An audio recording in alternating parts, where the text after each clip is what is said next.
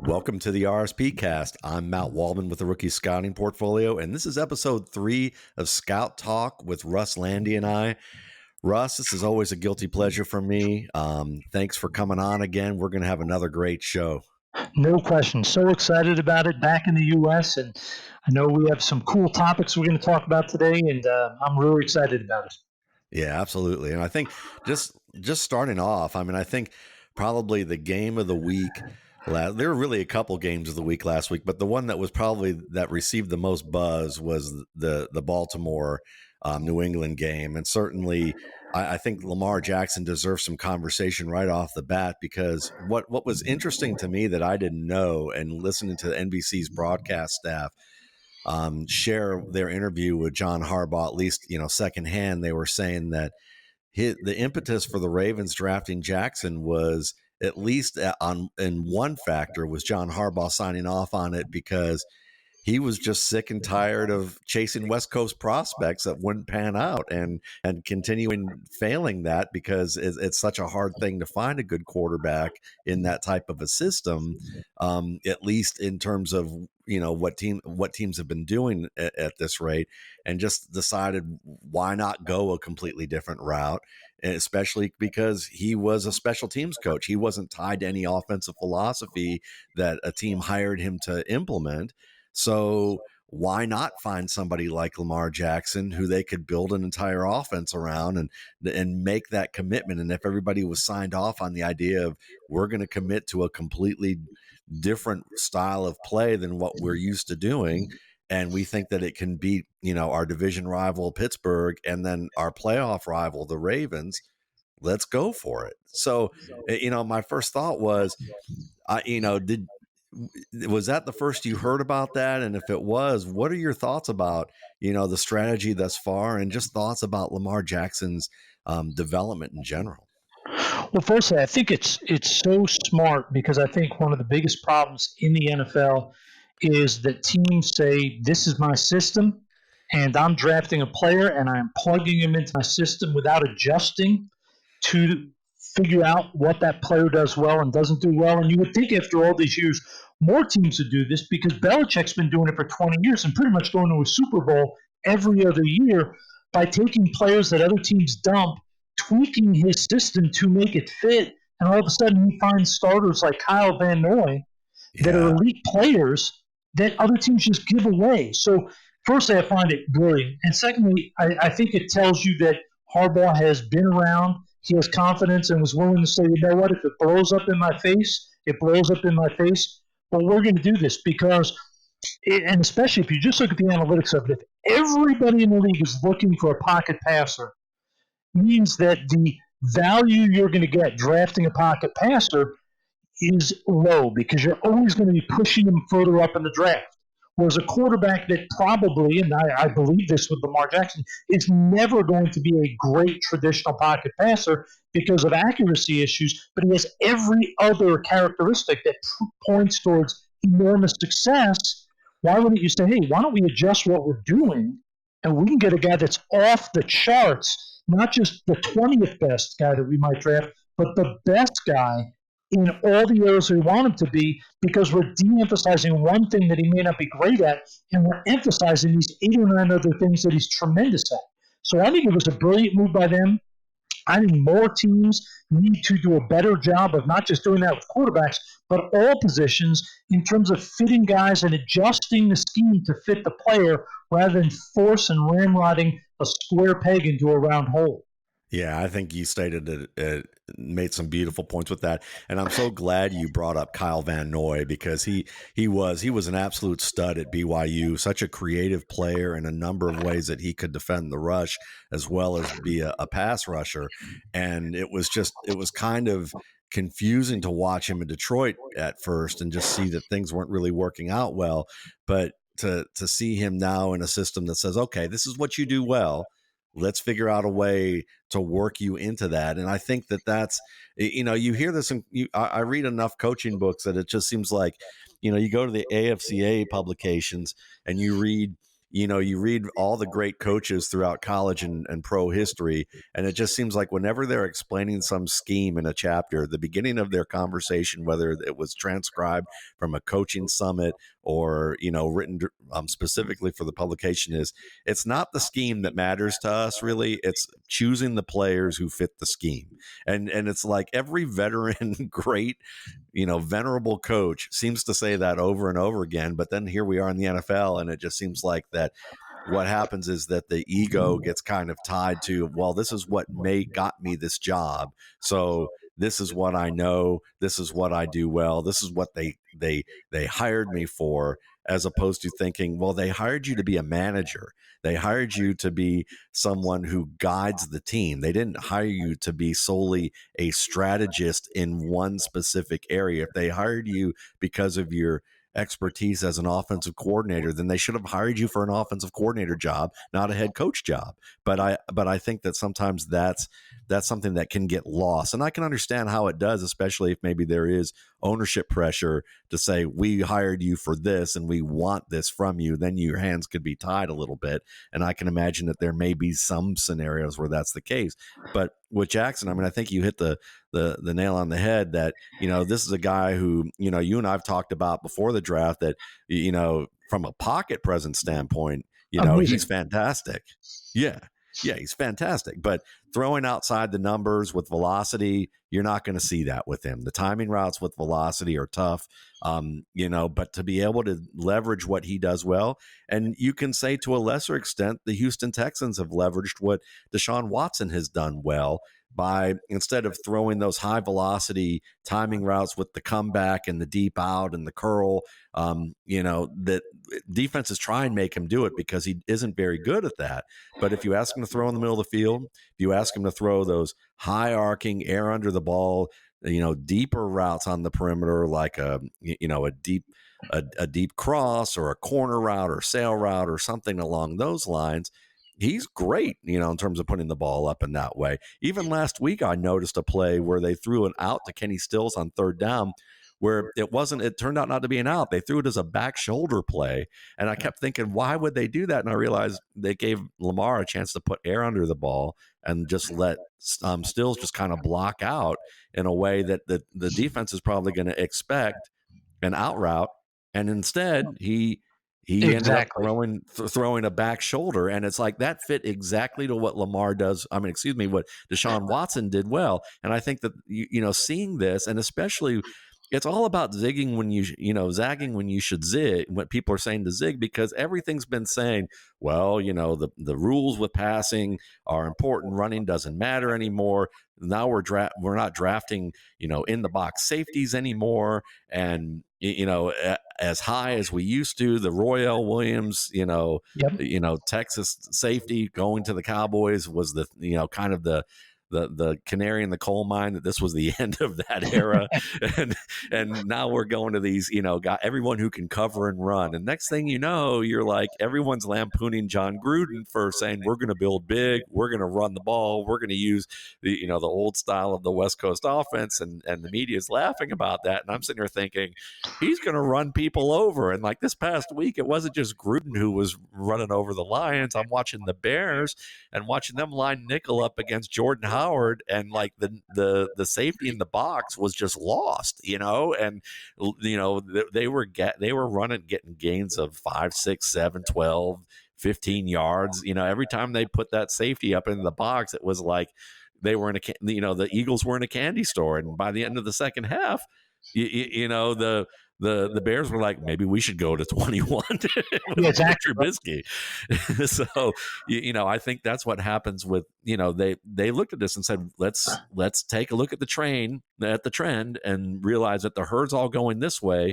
So once everything becomes conventional, you're no longer being safe. You're actually, and especially if you think about it, if you don't have an elite quarterback, are you smart to say, you know what, we're gonna go with the 17th or 18th best passing quarterback in the league, and we're going to throw 35 times in a traditional offense against Phillip Rivers or against Tom Brady? Or are you smart to say, okay, we're not going to try to win a battle where our guy is not even 20% of the guy that we're going against. How about we do things for our guys better than what that guy's doing? And I think, a lot of it, you can point to a lot of great coaches, but I look to me is Bill Walsh takes over the 49ers, and he doesn't have that big, strong-arm quarterback, who I'm sure he would have loved, a guy that could throw footballs through a wall. But as he's developed this offense with the Bengals, he gets to the 49ers and says, hey, I don't need a guy who can throw it through a wall. I need a guy who gets rid of the ball on time and is accurate.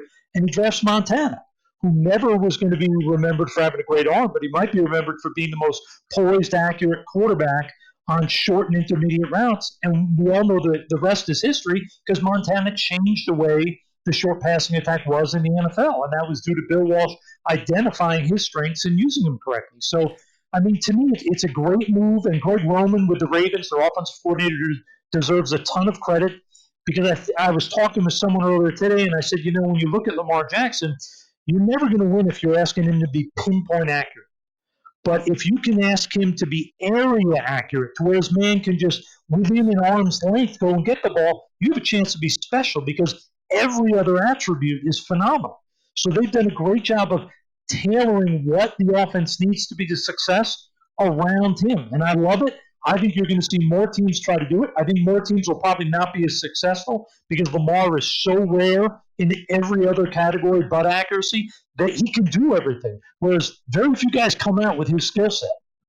Yeah, and I think that's absolutely, 100% something I agree with. And what's funny is that I also think that we see, when we talk about ownership, maybe, one of the things that you hear occasionally among people who are in the scouting circles or talking to people who are dealing with general management is that there is sometimes tremendous pressure from the ownership box to, that is generated from them watching, reading the press, watching TV, hearing what, people say in the media, to an extent of who they want drafted, what kind of offense they want to run, how they stay up with trends, what's going to sell tickets, what's going to get fans excited to a certain extent. And sometimes, just like in any other business, you can have a lot of people doing legwork and going through a very clear process, and you can have someone over top that just kind of listens to that process, says, yeah, that's nice, thanks for the 8 months worth of work on this, but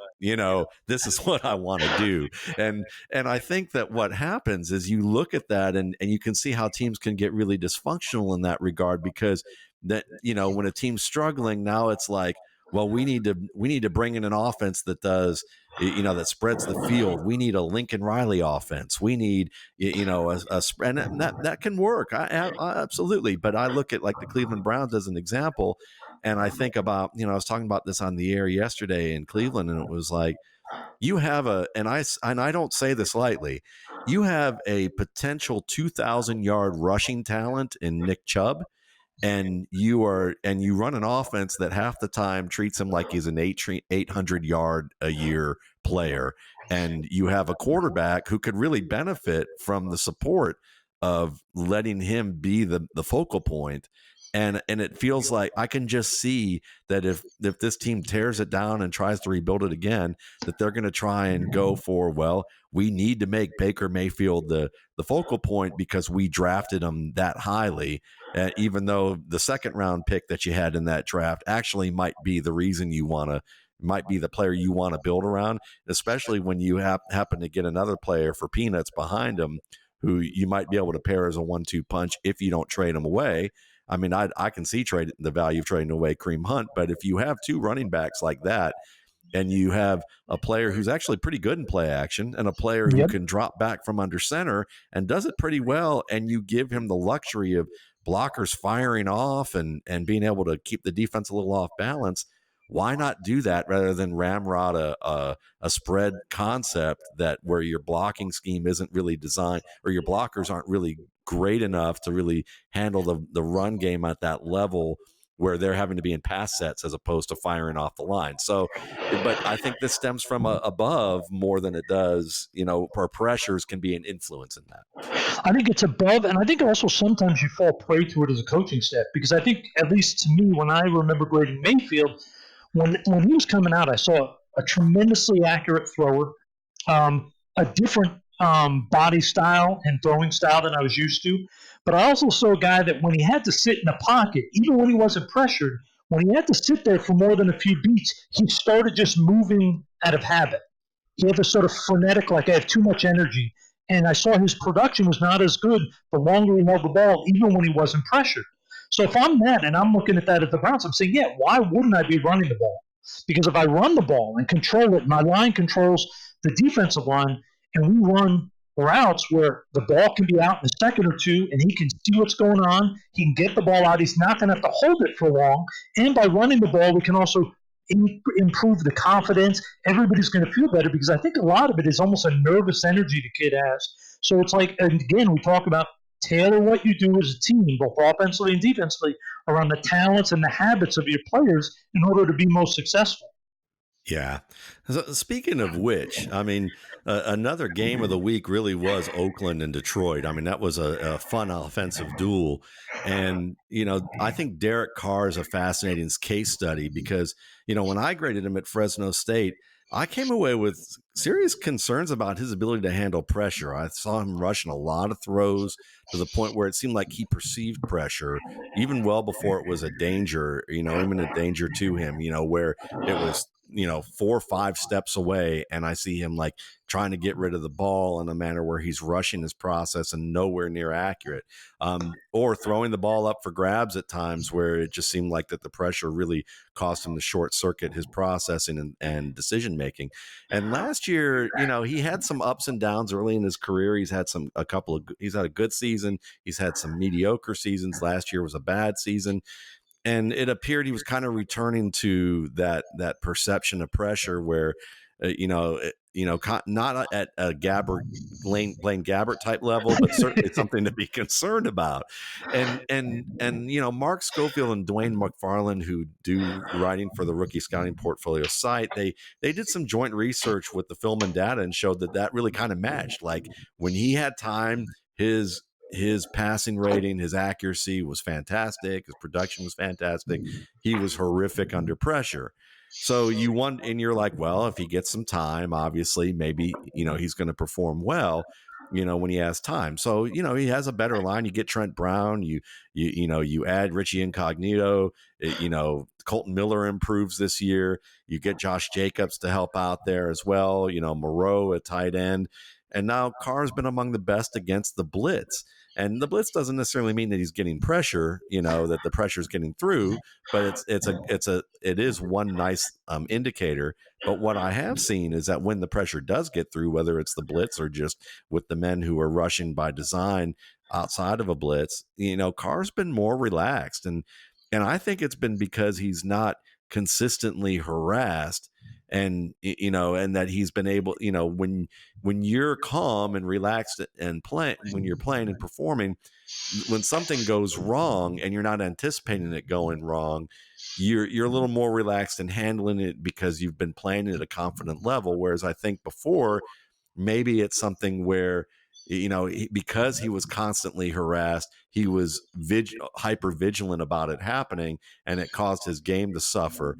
But, at the same time, this was always a weird thing when you're evaluating guys, because, when you look at guys who seem to have issues under pressure, you think, how easy is that to correct for a player? And you often imagine it as they're learning the game, that they may take too much time in the pocket. They may not recognize a read the way they should, and that they're going to deal with more pressure early on in their career and deal with hits and punishment.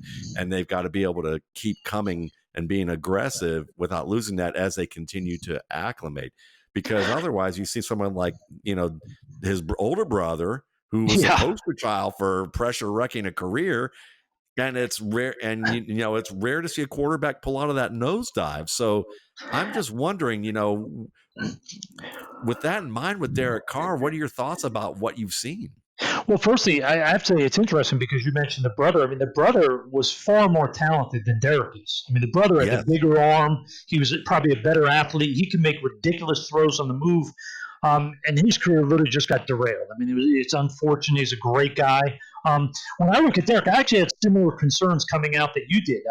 My three biggest things were probably accuracy when he was under pressure, decision-making under pressure, and both accuracy and decision-making when the pocket got smaller, even when he wasn't under pressure, he tended to make poor decisions.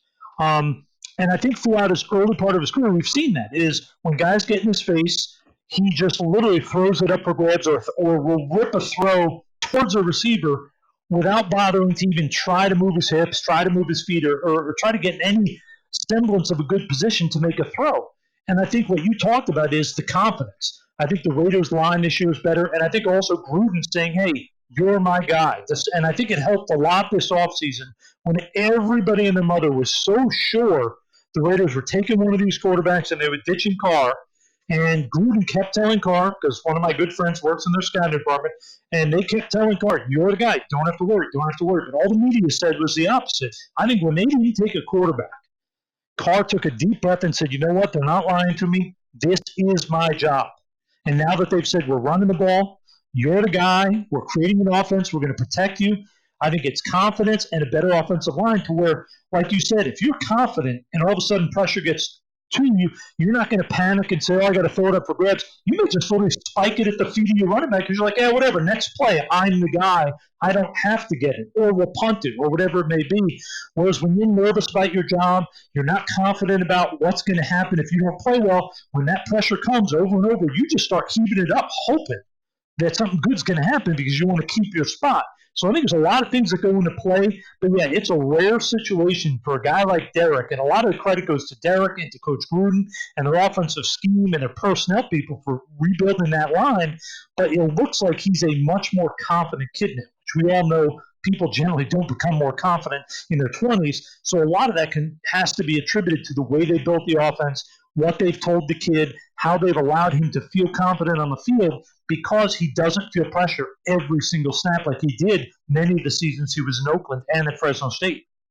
Yeah, because, I mean, if you think about it, I mean, just from the outside in, it seems to me that NFL locker rooms have a lot of false confidence going on in there, which is, I mean, that false confidence because you're pressured to perform at every moment. Everyone's scrutinizing every move you do. There's a high level of competition to take your job, and you have to feel like probably that you know things that you don't know. I've heard a lot of quarterbacks and quarterback coaches tell me that they talk to quarterbacks who are in rooms and they're like, there's a lot of faking the funk about, knowing about scheme, knowing about coverage, understanding, certain levels of things where, people are coming in with different areas of expertise, and certain scheme knowledge and certain X's and O's knowledge can be like different languages. You might be fluent in how to run a certain type of offense, but you might have to start over from scratch in another, and which is why, again, goes back to the credit you give to a guy like,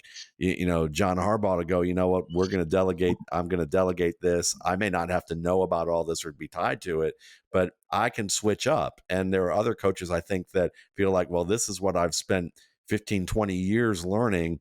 And how am I going to do if I have to make that switch? And then for a quarterback, where you're in there and it's like everything's scrutinized to the point that you don't want to even, touch a newspaper or look at media or anything to that point. Because if you do, you're probably seeing yourself getting, railed or, and basically there's a mob forming at your door. Exactly.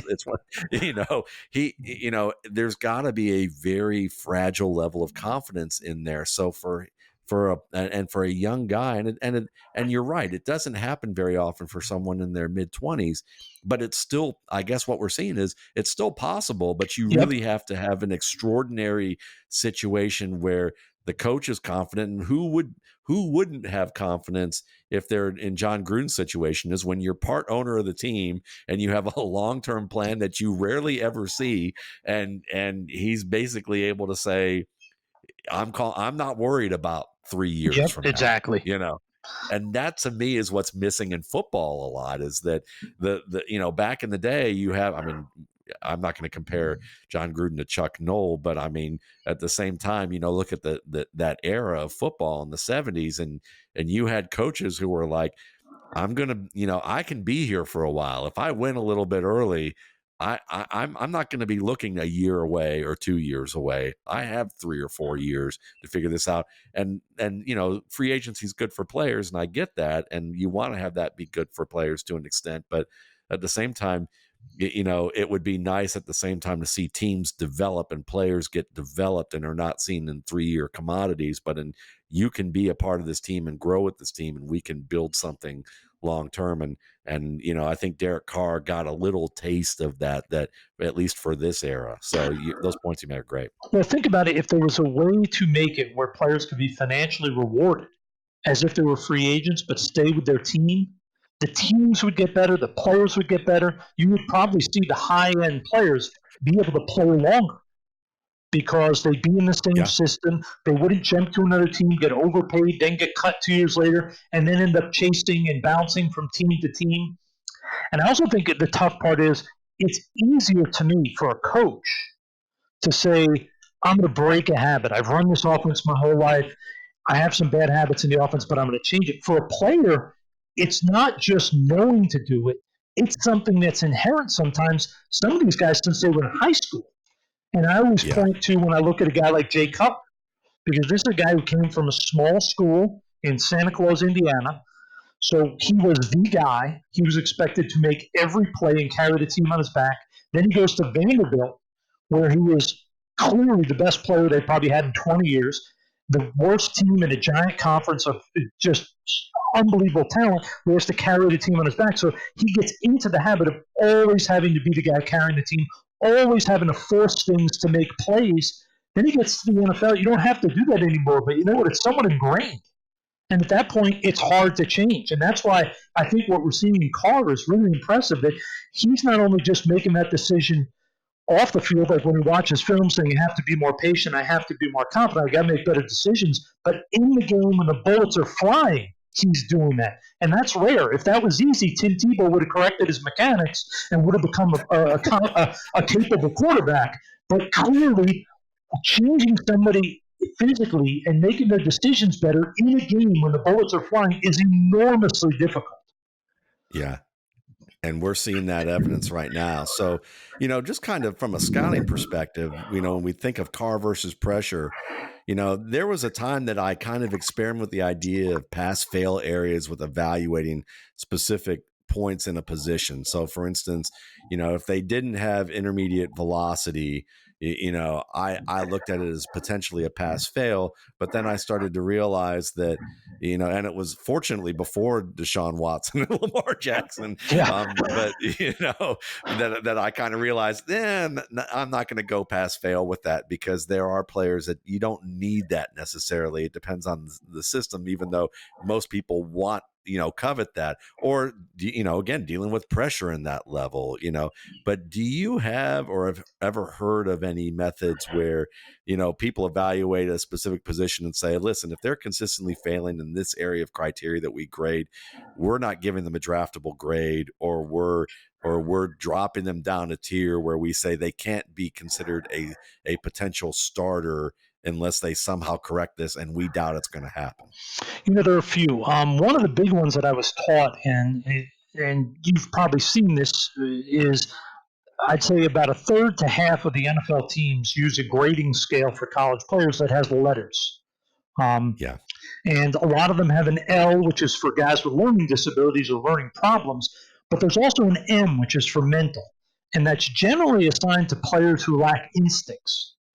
And most NFL people will tell you, hey, I can get away with an offensive lineman who lacks instincts because that's a position you can teach him to almost block by number. If this happens, that sort of thing. But most people in the NFL believe that on the defensive side of the ball, if instincts are a big issue, it's really hard to be consistently successful. And a lot of the times when guys are late reacting, taking constant false steps, or late off the ball if they're a pass rusher, that's one of the traits that I've seen over and over is guys that lack instincts, at least from evaluating it. And that's what makes it difficult, is it's impossible to always know who lacks the instincts because it's a subjective thing rather than an objective number. But to me, instincts is the biggest one. On defense, if I have a guy that has no instincts, I know I would have a hard time drafting him until 6th, 7th round. And I know most teams that assign an M grade to players, usually that automatically makes them day 3 no matter what, even if they're the world's greatest athlete, just because so few defensive players that are uninstinctive have ever really become consistently productive players. And when it comes to offense, the one that really jumps out to me is for receivers, is the guys who cannot for the life of them run the initial part of the route until the break point the same. Guys that every single route you can literally tell within a step of them coming off the line of scrimmage. If a guy's coming from a major program and that's a fault of his, I have very rarely seen guys correct that. Now, I've seen it from small school guys because they haven't been coached as hard and set that habit in stone. But guys that are coming out of Michigan or UCLA, where you can literally read the route, the first step they take, it's really difficult to get those guys to really become integrity, have route integrity until the break point. That's one of my bugaboos. If I don't see that in a guy, I'm very quick to eliminate him. That doesn't mean I'm always right. There are guys that have succeeded without that, but it's just one of the things I have a very hard time giving a higher grade to a player whose routes are very predictable. Yeah, those are good ones. I think for me, it's ball tracking, like for a Oh, receiver. Like if you and I don't know how they don't do this more often, but I had a scout say this to me about Sammy Coates once, and he was like, if they had just played the game where they put his back to the ball and just threw the ball up and told him to track it, without looking back at it, they would have known all they needed to know about that guy. And he's such a great athlete, and he has made some really nice catches when he's facing the ball. But yeah, you see guys like that where they can't track it, and that's a huge issue for me. But yeah, those are good ones. We talked about Lamar Jackson earlier, and I just wonder if it would be worthwhile for us to talk about the involvement of coaching staffs in the scouting process. How do you make this work in a productive way so that it's not a dysfunctionally adversarial kind of situation where the scouts do a bunch of legwork and the coach comes in and is like, well, we're looking for this, this, and this. And you're like thinking, well, glad we spent this much time looking at the exact opposite types of things, or you come to find out that you have a huge philosophical gap between the coaching staff and the front office staff in terms of how you want to evaluate and what you're looking for. Well, firstly, I'm glad this to me is one of the most important topics because I believe this is probably one of the biggest reasons teams screw up. Is it's not, and a lot of people point to, well, this guy's making the final decision, that's why they're making mistakes. No, a lot of the time it's because the two groups aren't working together. I mean, I could point to at the Giants and the Steelers, everybody knows that the GM is picking the players. That's how those organizations, and the Bears, that's how those organizations have been for 40 years, and it's not going to change. The GM is in charge, but the reason the Steelers and the Giants and the Bears have generally been successful, not always, but generally is everybody knows how it works, but the coaches are heavily involved. The scouts know in Pittsburgh every single position on the field. They know exactly what the coaches need to succeed in their system. They know what type of body, what type of mental, all the traits that are necessary to every position. And there's no ego, too, when you go out and you see a player, if you love them, but then the cross-checker and the position coach and the coordinator don't, you may fight a little bit saying, I really think we're missing on this guy, but in the end, you all know you're working together and there's communication. And that is so vital. I've been in organizations where literally we had no idea what the coaches wanted. The coaches never came and sat with us as a scouting staff. So we literally were saying, okay, we're playing a 34. So this is, I guess, what we want from our positions. And then we get into meetings and the coaches are like, well, yeah, we like that, but we really would like a guy who can do this more. It's like, well, it would have been great if we knew that ahead of time.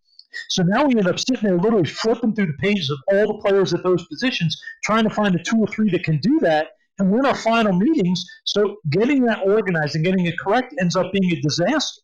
So without question, to me, the single biggest thing that separates the teams that draft well from those that don't is the fact that the coaching and scouting departments are working together. And I'm not saying one has to have power over the other or they have to, all the decisions have to be joint, because at the same time that the Giants and the Bears and Steelers are GM controlled, the Patriots, the 49ers, they are head coach controlled 100% from what people eat for lunch to what players are getting picked on draft day. That's how they're run. The head coach is in charge, and the coaching staff has the bulk of the power.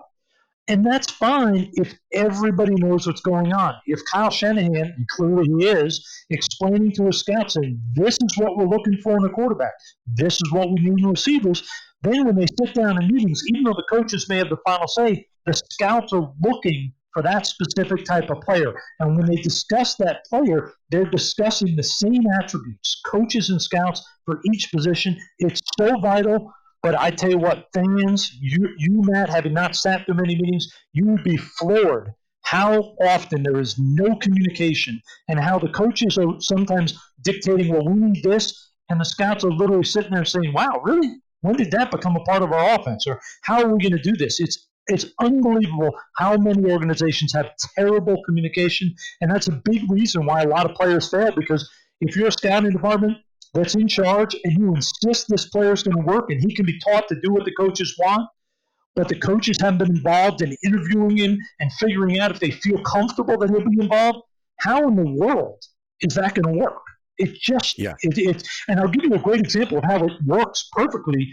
There was a team a few years ago, when they were at the Senior Bowl, they had already done their preliminary board, and they had, or not the Senior Bowl, I'm sorry, the Combine, and they had two players that they had pegged in the second round. They felt they'd both be there, and one of them was a guard, and one, I believe, was a safety or a linebacker, and both of them met with the staff, their respective staffs, the position coach, the coordinator, everything, and it came out of all of them. They all agreed, great kids, whatever, but the offensive staff said, we don't know what it is, but this guy and his mentality is not going to fit with our position coach and what we want to do offensively. And they just said, we're going to take him off our board. There's just something that doesn't mesh. That player has started now for 3 years in the league, but the player they ended up selecting has been a 3-year starter for them, and they feel that that other kid wouldn't have fit with what they're doing. So that's just doing things the right way. It's not about bad kid, good kid, whatever. It's how is he going to fit within what you're trying to teach and how your organization is structured. Not enough teams do that.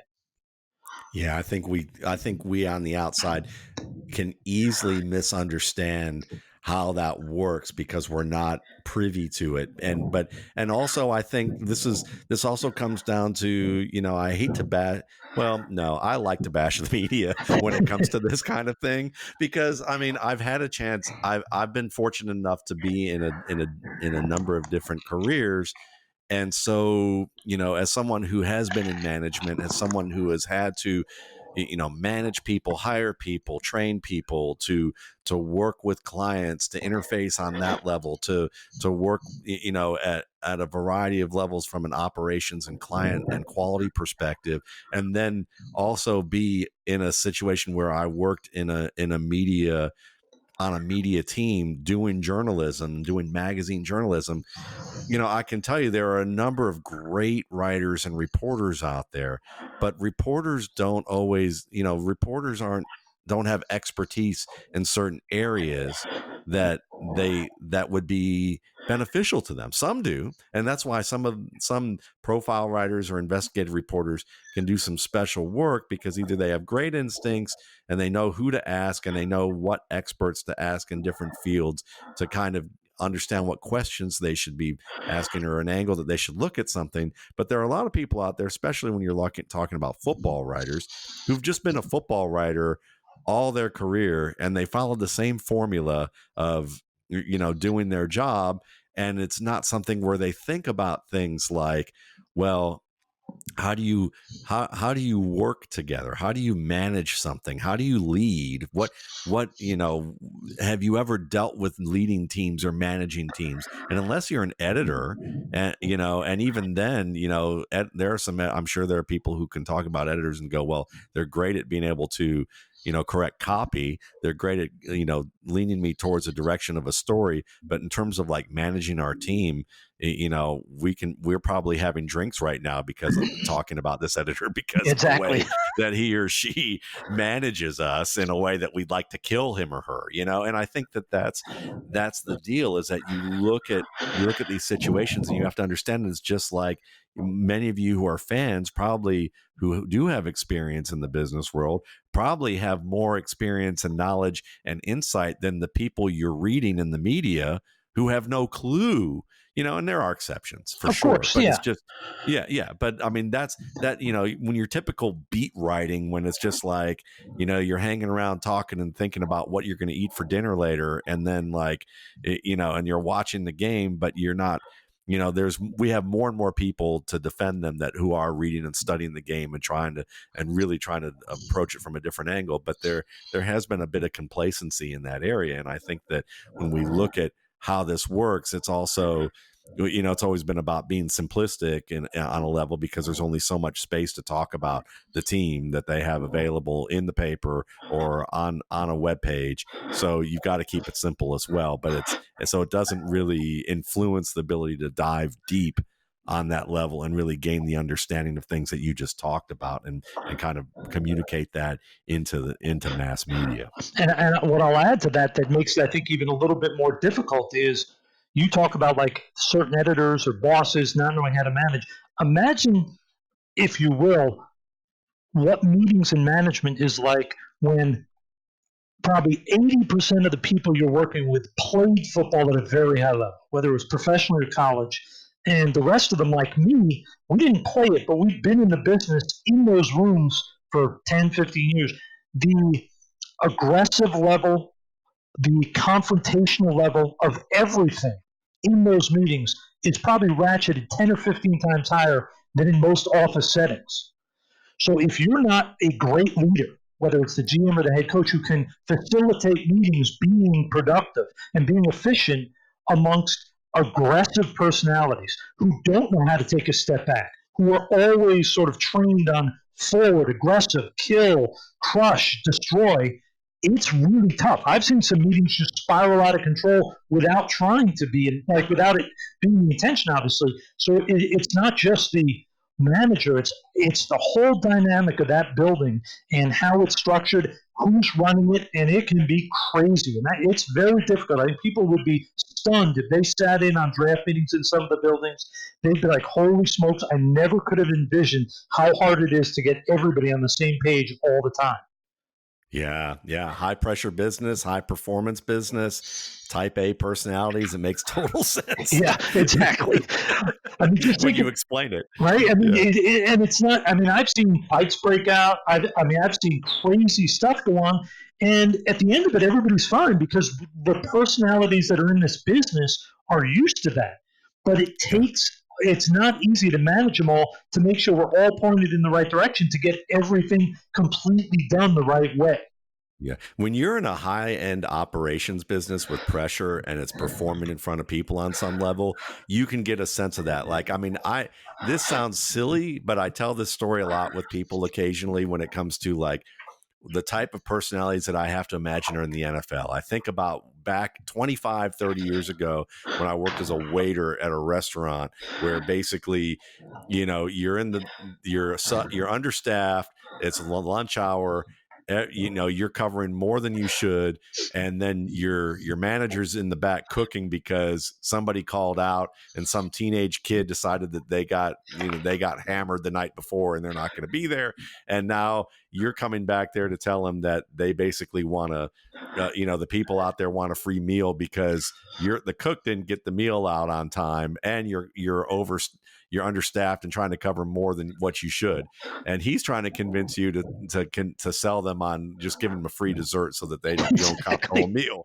So like you go back there and there's, those 8 people are looking at you and going, yeah, man, that's not going to fly. We've waited 20 minutes longer than we should have for this. And then you go back there and the guy's like, the the manager's like, mad, and he's thinking to himself, tell him I'm going to fire you if this doesn't happen. And I'm thinking to myself, I'm a 20-year-old kid. Part of me is kind of laughing, thinking he's not, and I kind of laughed when he said it. He goes, no, I'm serious. And I'm thinking he's not serious, but okay, I'm not going to say that to him because I'm not that much of a dumbass at this point. So, I go out there and they say no. I go back to tell him, and he literally takes a walk and throws it across the kitchen and up against the wall. I mean, it must have gone like 15 yards into the adjoining wall, and you could hear it just ring off the kitchen throughout the entire dining room with him cursing in this place. And, I was walking out when he did that. Like, I was already walking out into the dining room when I heard him curse and like throw the walk across the room and hammer it off the wall. And, I'm thinking, I'm going to get an earful from him. Yeah, exactly right. After the shift, right? But at the end of the shift, he just looked at me and he was like, you want a beer? And I'm like, yeah. And so we both had a beer. And he looked at me and he goes, we good? And I said, yeah, I'm good. He goes, tough day, wasn't it? I said, yeah, it was. And that was it, Yep. And that point early on, I really learned early on as a lesson that when you're in a high pressure environment, people will say and do things that are uncharacteristic of what you would meet them when they're at their best. But if you have the right environment and you trust each other enough, you can kind of set that tone and go, all right, we're gonna do this in a way that might seem really dysfunctional and might really even be, on a certain level, but you can work through it. You just have to have the right balance with it and understand that you're not going to hold a grudge at the end of the day. That's just one of the keys. Yeah. Because like you said, they're football players. I mean, think about watching football players, like, what they do in the pile that we don't see. And then at the end of the game, they're hugging each other and praying together and, laughing and exchanging jerseys and all of that mess. And every once in a while, you'll have someone, rat somebody out to the media about what they didn't appreciate. But at the end of the day, usually it's an adversarial business and a competition business. And as a result, you end up gaining more respect when someone stands up, and you stand up and you have it out. And I think that that's kind of the nature of this personnel business that I think a lot of people probably would be shocked about and just don't understand. Yeah, exactly. You nailed it right on the screws. I mean, it's a strange business because of things, but I think it's any business where there's emotions. I think it's something that people can draw a similarity to. And it's just the point you brought, it's so vital. The communication, just like I think in most businesses, communication is vital. But very few businesses have two groups that have to sit down and meet to figure out what they're doing in terms of picking players. And a lot of the time they're not on the same page. And that's what it's always been hard for me to figure out why they don't. But man, oh man, it is an unmitigated disaster in many buildings. And it's very frustrating being in the middle of it. Yeah, absolutely. So, what would you advise to someone being a scout who's been in the middle of that, to someone who's younger and thinking, or an aspiring scout who's maybe really like someone who's really serious about this and has, maybe taken some courses, maybe been able to work as a GA somewhere at the college level, but they haven't seen that pro level of, I'm going to be in an NFL team doing this type of thing. What kind of things would you advise to someone from just that standpoint?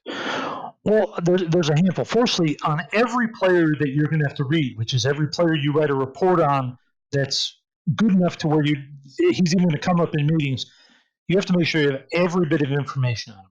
Playing, film notes, what games, character, all that, because you never want to be caught in a debate about a player and not know everything. And I'm not saying you know everything that you're always right, but know every detail about him. And when you talk about a player and you say, yeah, I thought he really struggled, but you better know what game he struggled in and why. And if there were any injuries or mitigating factors, you have to know that. The other thing you have to learn in this business is there are probably every year 30 or 40 guys that you like a lot and you want to fight for. Well, you better narrow that down to about 3 or 4. Because if you go to bat for every guy you really like, you become the person crying wolf, because you can't love everybody.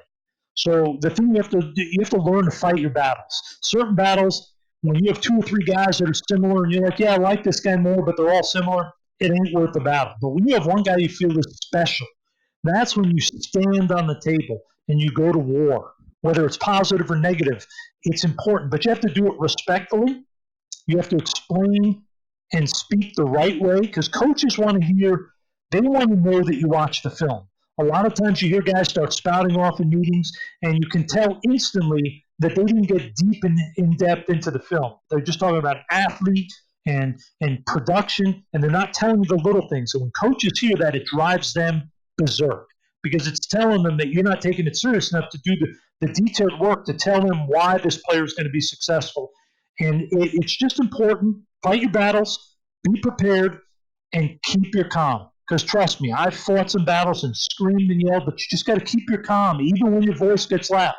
I mean, I remember arguing, fighting for Rock Cartwright when I was trying to get him on the Browns draft board, or fighting for Bob Sanders, or fighting against Robert Gallery. And it's just take a deep breath, know your audience, express it the right way, and know every single thing about that player, character, playing, production, everything. Then you will be respected for how you do it. Even if you're wrong on guys, they're never going to come back at you for being wrong. They'll come back on you if you don't have your information and you do it the wrong way. That's great. Great advice. So let's finish this up with a look at a couple of players each, that we've been doing with this series. So is there a player right off the bat that, that's caught your eye recently? There is, and it's one that I really, his name's Kristen Fulton, corner at LSU. I've seen 2 or 3 games at LSU, and I know we talked about it because we both have man crushes on Grant Delpit. Yes. And I'm hoping he's healthy this weekend. They say it's like 50-50 whether he plays.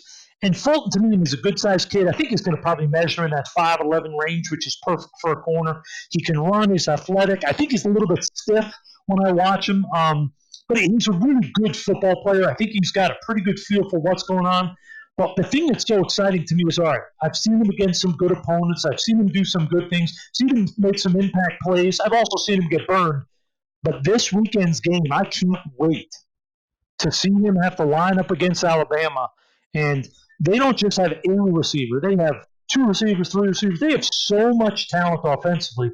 I am very excited to take a look at Fulton and see how he does when he's forced to do different things against a high-level opponent.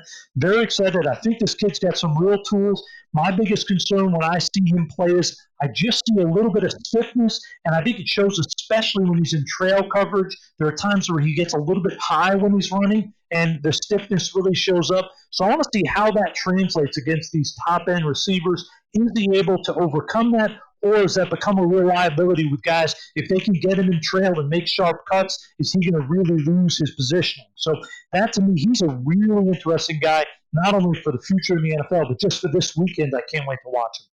Yeah, I'm glad you mentioned him because he was someone I mentioned this week on Ross Tucker as a guy that I just watched too. So it is going to be a lot of fun to watch him and see how he does.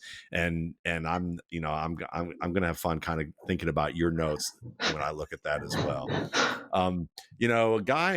A guy who's kind of off the radar, probably well off the radar, and I've profiled a North Carolina guy and Carl Tucker, tight end, a couple weeks ago. Yep. But it's a former Ohio State player who basically found his way back to North Carolina, his home. And that's Antonio Williams. He's a running back. He's 5'11", 215. He's a junior, or he was a junior last year. He's a senior this year. And he's kind of been like a career backup. He's still a backup with this team right now in North Carolina. But I liked what I saw. I watched him against Pitt last year, and I like the way he presses and cuts, in terms of presses a crease. He earns yards after contact well. He transitions well, when he works from east-west to north-south. He's very efficient in that regard. He's someone that can get yards after contact, and he's someone that avoids penetration well, so he sees the field well. and he knows when to bounce out and when to cut back, when to just plug it in there. And there's some promise there as a receiver. I think he needs to work on certain hand positions. Sometimes he'll try to clap onto the ball as opposed to attack it where the ball just meets his hands with that correct webbing, either high or low. And there's some promise there as a pass protector. Like that's one thing that really impressed me in terms of being able to, pick up twists. The tackle and twists he does pretty well. Being able to handle a gap, being able to work from a gap and then work to the edge and slide across and get square. He uses that uppercut that you want to see.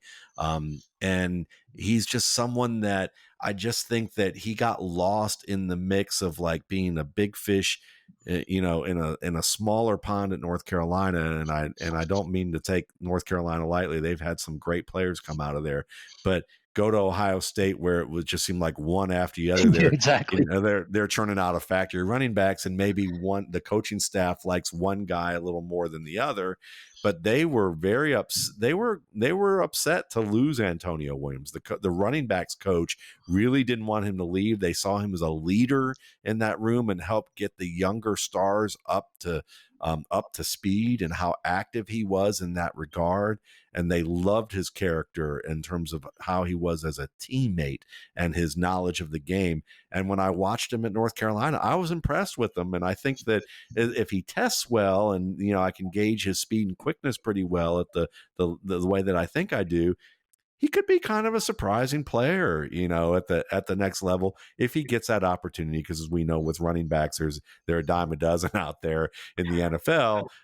But this is a guy with with the requisite height, weight, and I think conceptual and technical skill to be one of those guys who, we look back and I don't want to say he's like a Priest Holmes or a Willie Parker, but in the vein of guys who were backups for their career in college, and then they turn out to be pretty darn good pros who can give you production when called upon. I think Williams has a shot at that. Firstly, I just wrote his name down because I'm going to make sure I go look at him. But anytime you can find a running back like you talk about, many running backs are replaceable. So if you can find a kid like him and you don't have to use a high pick, and this kid has so many of the traits, that's the whole world of scouting right there. Where's the value? If I can get this guy in the 6th, 7th round, instead of going in the first round or second round and using an elite pick on a player that I can find later, that's the whole game. When you can do that, that's how you make money in this business. Right. Yeah. And so I can't wait to see more. I was looking forward to his 2019 tape, and then I saw he kind of got submerged under a younger player. So I know I'm going to have to kind of scrap a little bit to pull together carry touches that he gets this year in a reserve type of role. And he's used in that capacity, but he's not getting those marquee touches that make it easier to scout. But I will say sometimes those guys, even if he never becomes a starter, sometimes guys who have been through the trials, been through the tribulations, had to earn their time on the field, turn out to be better number 2 backs than a lot of guys who were stars in college. Because a lot of time those stars, all they focus on is when the ball's in their hands.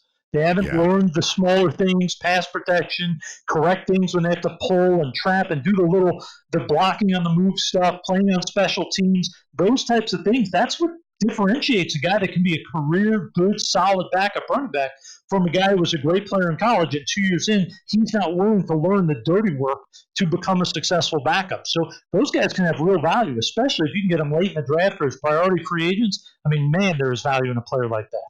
Yeah, for sure. And, for him, I think the only thing that I saw as a blocker that he has some trouble with right now is that he tends to dip his head a little too early, and there's times where he dips his head when he shouldn't and ends up not seeing what he's blocking. But, I've seen enough of him to know that it's not an every rep issue. So that kind of encourages me. Who's your second guy? All right. This guy I know you've seen because I noticed him last year. And I'm going to screw this guy's name up. It's Albert Okwuegbunam or whatever it may be, the tight end of Missouri. Because this guy jumped off the film at me last year when I was doing Drew Lock. And I kept looking up. I must have looked every game to make sure it wasn't a senior. Because this kid was so good. I was like, this kid's got to be a senior. He's one of the best I've ever graded. and I wasn't even grading him. I was just watching him.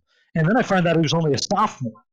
This kid is, I mean, he's phenomenal. Now, he doesn't look like, from the measurables, I don't think he's going to be over 6'4".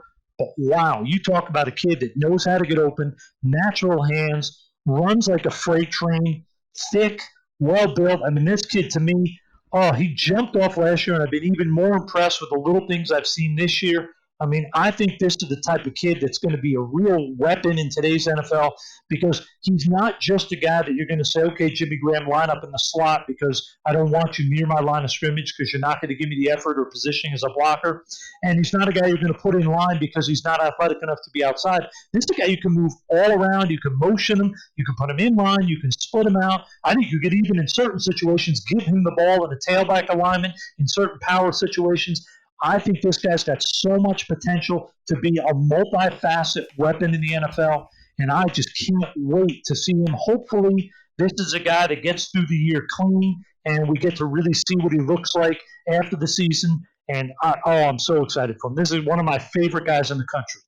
Yeah, he's a fun one. I think it's Okwuegbunam. I don't know either. Okwuegbunam, I think is what it is. That's a tough name, and I'm sure by April we'll get it right. Yeah, either we'll get it right or we'll say we get it right. Yeah, exactly. Or there'll be a nickname for him at that point. Yeah, exactly, no doubt. Oh man, I think that a guy that's kind of excited me, and I hadn't really had a chance to see him before, is a former Ball State player who Ross Tucker told me was recruited at running back, and then had a growth spurt, became a receiver, and performed so well that he's gotten some work. He's gotten a chance to work with some NFL guys and who work with trainers that they have in common. And the NFL guys were like, "You need to go to the next level. Like you need to transfer and play there because this level isn't doing you any good anymore. Like you have a real shot." Like, wow. And this kid is at Virginia Tech. It's Damon Hazleton, 6'2", 215. And he sat out with Willis, their starting quarterback, when they transferred. I think it was 2 years ago. They sat out, and you can tell they have a rapport after probably sitting in the stands together the way that they have. And he's a kid who probably can play split end and flanker, but I think he's better off as a flanker. He has quick change of direction off the line and in the open field. You can see that he was a running back based on just the way that he transitions as a ball carrier. It's downhill, pads low, bounces off the first hit, or can be efficient to make the first man miss. But you also see the route running really shine. I mean, like he's not, a masterful route runner on the level of on the level that you would see some of the upper echelon college receivers in terms of like, you might not match him up with the Alabama receivers and say, wow, this, here's how advanced he is as a route runner. But he's an emerging route runner who does a lot of things the right way. You see some skill with like the whip route, jerk route, where and as well as breaks on curls and comebacks. I think he does a really good job of, varying his pacing on routes. He's someone that also, I think, does a good job on the routes that break back to the quarterback that you don't normally see with young receivers. And I think that there's some skill there in that ability to do so. And then in addition to that, he's someone that he has a pretty good catch radius. He can work on routes that break behind him and be able to track the ball well. He's their punt returner. He's not a great punt returner. I mean, like, because he has enough speed to challenge defensive backs, but he's not like the super quick, hyper quick twitch Tyreek Hill, player, or any player that's even remotely in that neighborhood, but he's a guy that they trust him to track and catch punts.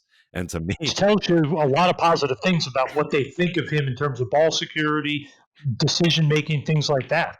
Yes, exactly. He's a reliable, tough, physical football player who can win the ball in those areas, but he can also, he uses his hands pretty well against off coverage when he transitions from the stem to the break.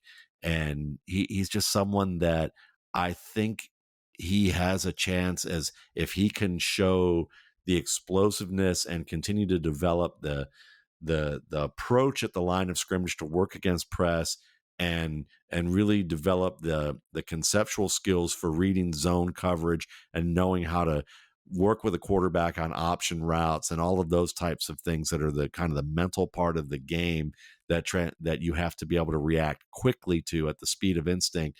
I think this guy could wind up being, he has a shot to be a starter. I mean, I think the physical skills are there, the toughness is there, but also the budding skills as a route runner and just the feel for how you manage yourself on the field with or without the ball in your hands.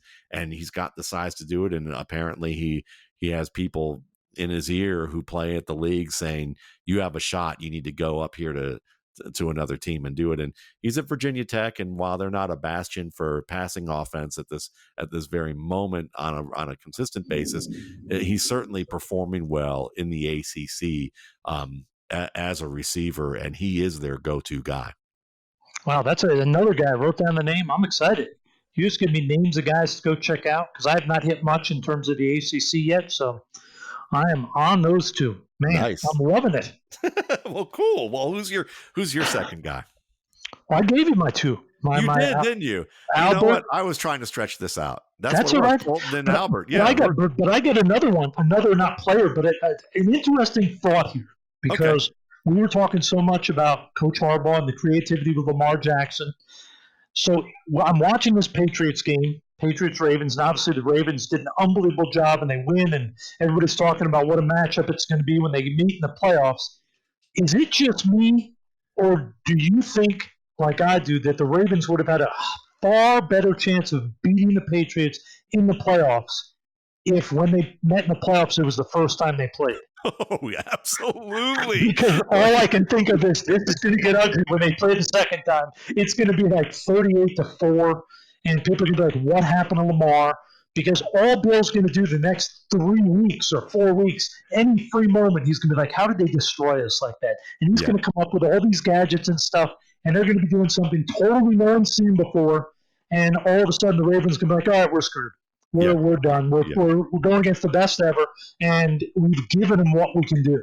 Yeah, and I think that's the thing with Belichick that I think people sometimes misunderstand, and they're going to go, well, are you saying that he threw the game? No, he didn't throw the game. He just it's part of a process. You know, a season is a process, and so when you look at that, he's looking to go, this is what we think we can do to stop them. So this is what we're going to do. We're not going to go crazy trying to do it because, you know, what we've been doing has been working thus far. So we're going to throw some things at him. And you could just kind of see him at the beginning of the game when they show him on the sideline.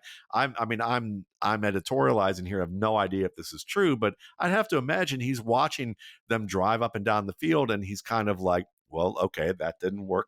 That didn't work. Yeah, oh, totally. Okay, this didn't work. Okay, I'm glad we tried that though. So we're not going to do that. You know, here's the things that I considered putting into the game plan that we didn't do. I bet that's what we're going to have to try. I bet this is what we're going to have to try. I didn't notice that they do this, you know, and I think that's all that is so that for the next time, yeah, he's probably like, he was probably up all night that next night, or if he's not up all night, it's not because he's worrying or freaking out about it. He's probably just curious and intrigued by, like, you know, all right, whenever it was the next day or that next week, like you said, whatever period of time, he's going to be like, here's my notes from that game. Here's what I remember. How do they defend that? How do we do that? And who do I have that can do that well? And let me watch them throughout the season to see whether or not they are someone that matches up to do that thing well. Yeah, actually, you know what? My backup linebacker, we need to put him in here, or we need to use that sixth corner and put him there, and do this a little bit differently. And I bet that'll do the trick. Just things that, you know, you don't have enough time during a week. 1 week to prepare for it, and the Ravens had 2 weeks to prepare for this game. So you're right, yeah. And I think it's also going to be for him. It's sort of a part of his greatness is also part of what probably frustrates him. Is I'm sure a lot of the opponents he watches the film the first time through and is like, yep, we know what they're doing offensively. This will be basic. And some weeks, I'm sure to him, it's not. And they don't always win these games. I mean, this year they have, but in years past they've sometimes lost them. But they know what's coming. So it becomes Rams. really just a physical deal. Whereas Yeah. this is, I think to him, sometimes things like this are like, wow, here's a challenge. Yeah. And he knows that if they get to the playoffs, this is going to be probably their toughest out. And I wouldn't be shocked if he starts spending a little bit of time each week, putting in maybe a half hour, 45 minutes each week, just looking at one series a week and taking notes and trying to figure out what do they have to do differently, positioning, scheme, everything. And if they play in the playoffs, I'll bet you it'll be completely different in terms of alignment and what they do defensively. I can't wait for that matchup. I think it'll be a blast. I know, and as someone who actually has become a Ravens fan, somewhat reluctant Ravens fan, I love the way the organization goes about what they do. That's probably why I'm a big fan, and and they also just have that old Cleveland Browns kind of mentality of physical football. It's that old AFC Central kind of mentality that's still there. And you've seen that from the time they moved. And so I've always liked that team for that reason. When you see this, I'm kind of rooting for the idea of, can Lamar Jackson adjust to things that are happening in front of him in real time that catch him by surprise? Because the best quarterbacks, regardless of whether they're the best throwers or not, are guys who can make those adjustments when somebody throws something at him that you haven't anticipated. And is he ready for that? Can he show signs of doing it? Even if they lose, can he show signs of being able to make some of those adjustments that catch their team by surprise and keep them in the game? And I think the thing you and I talked about so much that we saw in college, that poise in the pocket, yeah, I think that bodes well towards, even if he hasn't seen it, he's probably not going to panic. Yeah. He may not execute perfectly, but he's not going to throw the ball up for grabs. Yeah. Yeah, I think this team has to love Lamar Jackson when you see the attitude and mentality in which he plays and how few things really bother him. Like, I've seen some plays where you watch him and there's a mistake and he goes after the center or the guard for a second, yells at them and then just kind of pats them on the head and smiles and is like, okay, yeah, let's move on. I'm mad at you, but let's move on. We're okay. We're good from there. And it's not, and I think this team really responds to him on that level because, again, it's that adversary emotional element, but knowing how to balance it and keep it in check so that you can intellectually execute. So, yeah, no question.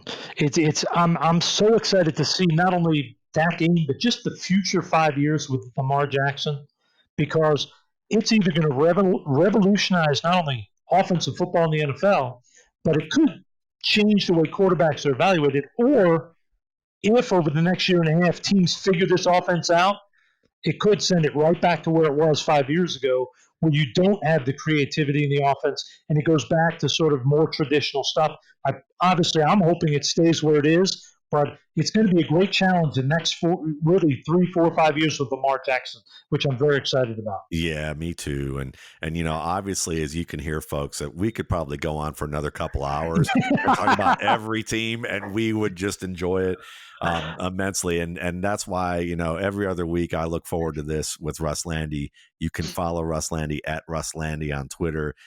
Find his site, russlande.com, Infectious Scouting. Does fantastic work. He has a book coming out this year, a draft guide coming out this year. So I would definitely recommend you checking that out.